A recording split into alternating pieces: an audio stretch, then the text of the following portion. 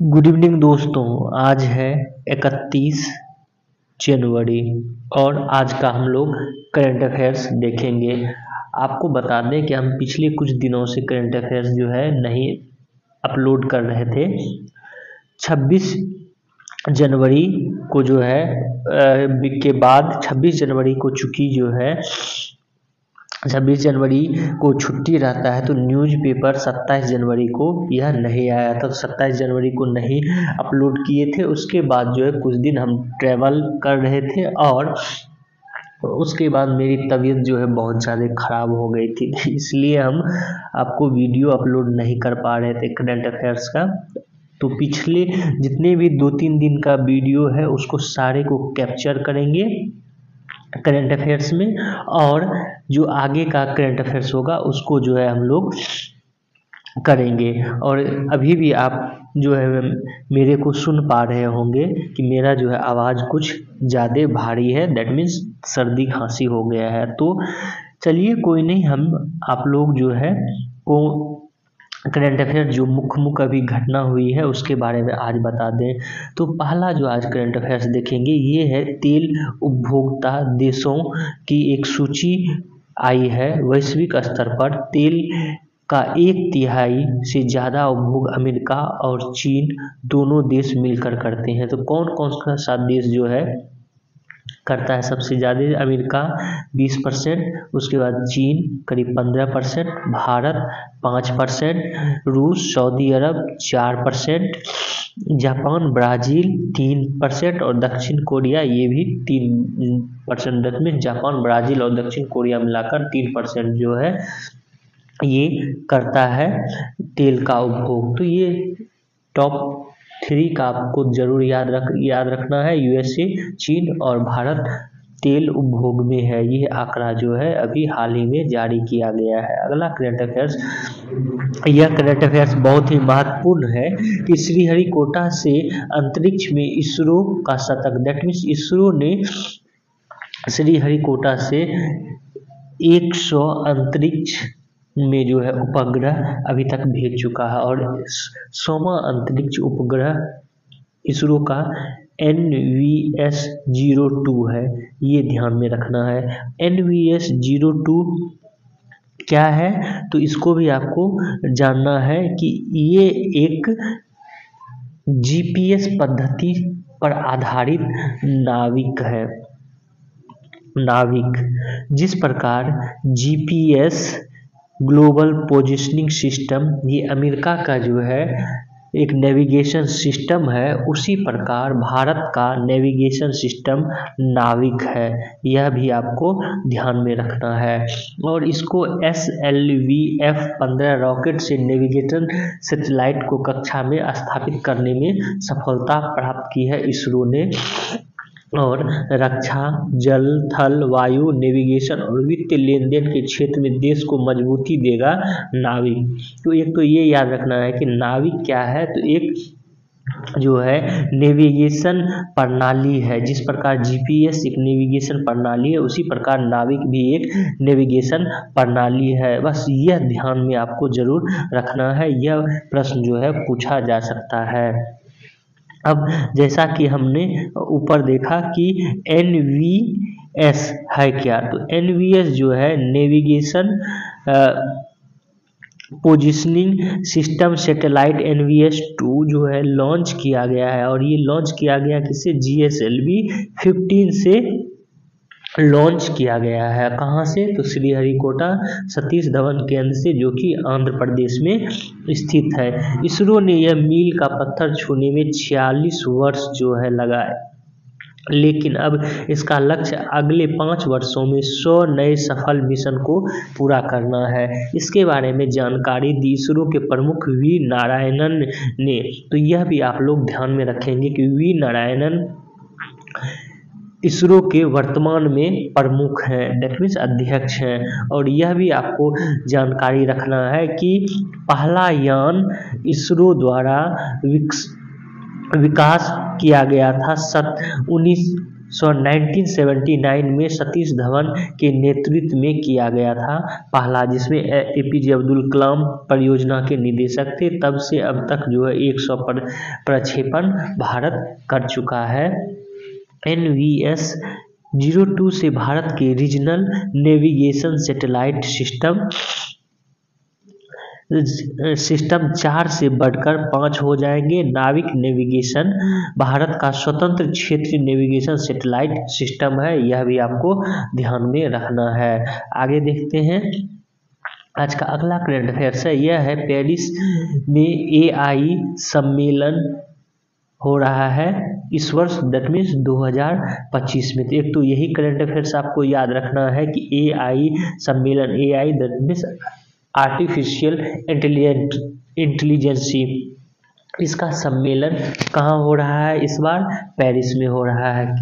और किसके अध्यक्षता में? मैक्रोन, जो कि राष्ट्रपति हैं फ्रांस के, और इसमें भारत के प्रधानमंत्री भी भाग लेंगे। जबकि 2024 की बात करें तो 2024 का AI सम्मेलन ब्रिटेन में हुआ था, यह भी आपको ध्यान में रखना है। और यह AI सम्मेलन ज़्यादा महत्वपूर्ण हो जाता है, क्यों? क्योंकि चीन की एक IT कंपनी डीपसीक ने हाल ही में जो है दुनिया को चौंका दिया है, और AI के क्षेत्र में डीपसीक ने एक बहुत बड़ी क्रांतिकारी इनोवेशन जो है किया है।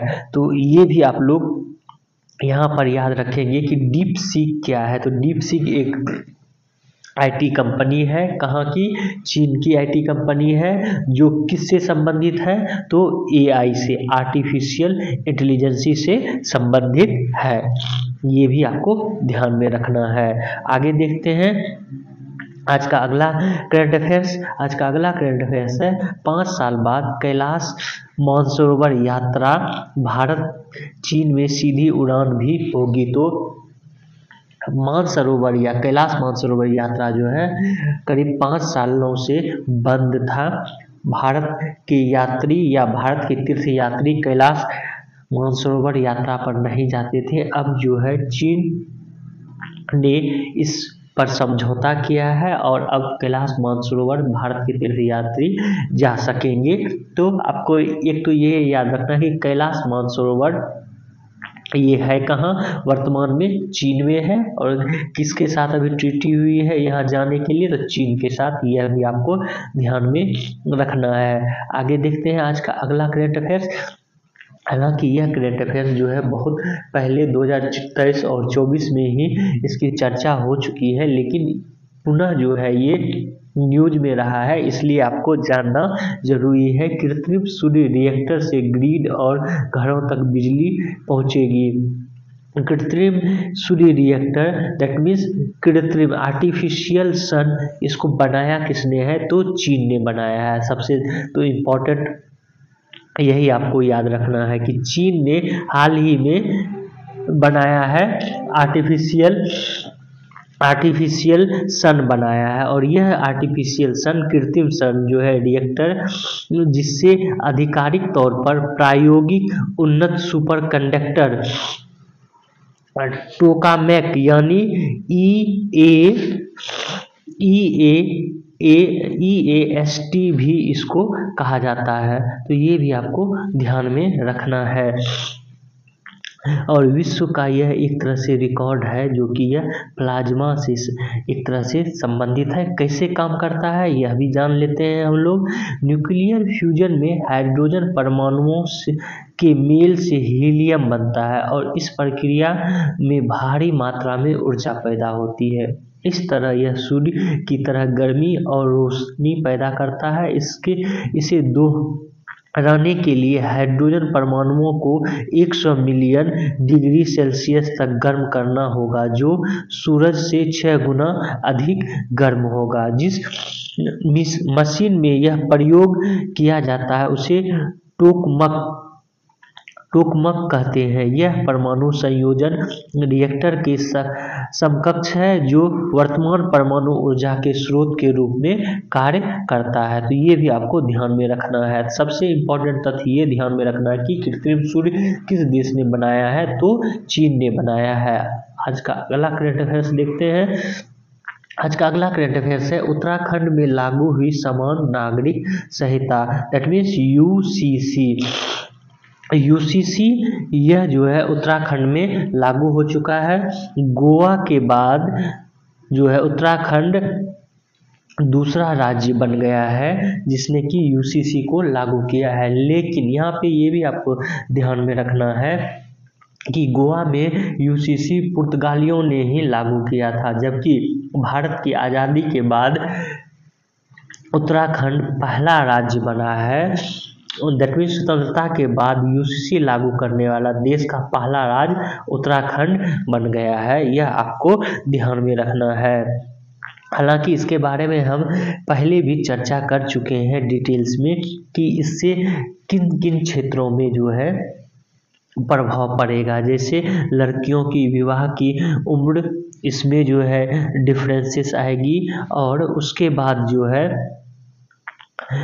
सबको जो है अब क्या कर दिया गया, लड़कियों के लिए न्यूनतम उम्र लड़कों के लिए 21 और लड़कियों के लिए 18 निर्धारित की गई है। इस यूसीसी के अंतर्गत अब लिव इन पंजीकरण करना इसमें जो है अनिवार्य कर दिया गया है और 3 तलाक इसको जो है ख़त्म कर दिया गया है। तो ये सब जो है मुख्य मुद्दा है। हाँ, लेकिन एक इम्पोर्टेंट तथ्य जिसको आपको कहीं पर नोट डाउन कर लेना है वो ये है कि आर्टिकल 342 दैट मीन्स अनुच्छेद 342 के तहत वर्णित अनुसूचित जनजातियों को इस संहिता के दायरे से बाहर रखा गया है। ये आपको ध्यान में रखना है। किस आर्टिकल के 342 के तहत ये पूछा जा सकता है। अगला देखते हैं। बेलारूस के जो है नए राष्ट्रपति चुन लिए गए हैं और इन नए राष्ट्रपति का नाम है अलेक्जेंडर लुकाशेंको। इस सोमवार को जो है बेलारूस के राष्ट्रपति बने हैं। वह वर्ष 1954 से इस पद पर जो है बने हुए हैं। तो ये आपको ध्यान में रखना है, अलेक्जेंडर लुकाशेंको।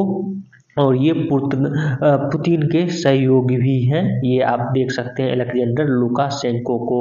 आज का अगला करंट अफेयर्स देखते हैं। आज का अगला करंट अफेयर्स है, यह है चैंपियन जानिक सिनर की शैली में दिखा जोकोविच का अंदाज। तो आपको यहाँ पर ये ध्यान में रखना है कि इटली के जानिक सिनर ये जीत चुके हैं ऑस्ट्रेलियाई ओपन। लगातार दूसरी बार ऑस्ट्रेलियाई ओपन जीते हैं जानिक सिनर।